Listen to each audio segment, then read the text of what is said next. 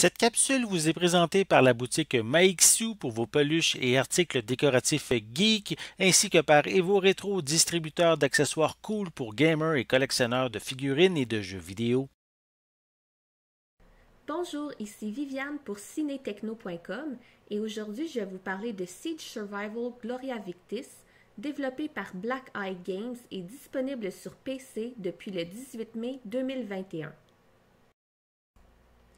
Situé dans le monde médiéval de Gloria Victis, Siege Survival Gloria Victis voit votre pays envahi et votre ville placée sous un siège brutal.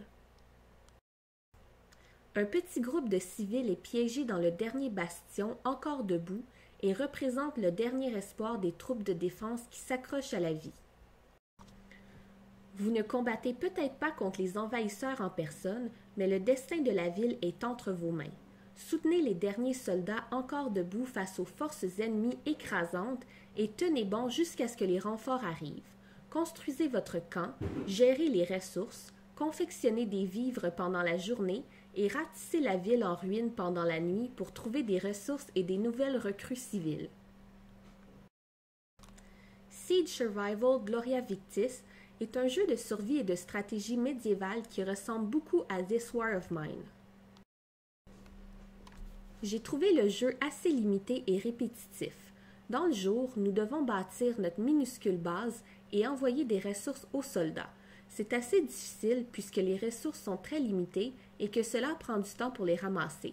Tant que les besoins ne sont pas comblés, les soldats sont affamés, malades et de mauvaise humeur et donc risquent de perdre les batailles contre l'ennemi.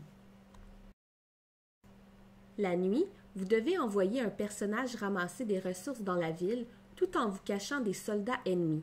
La nuit ne dure pas très longtemps, il est donc assez difficile de trouver suffisamment de ressources. La base est très petite et une seule petite zone est protégée. Lorsque l'on ne construit pas dans une zone protégée, ce que vous construisez risque d'être détruit lors d'une attaque, ce qui peut être assez frustrant. J'ai trouvé que l'histoire est fade et les personnages sont peu attachants. Je me suis lassée rapidement du jeu. Bref, ce jeu est assez moyen.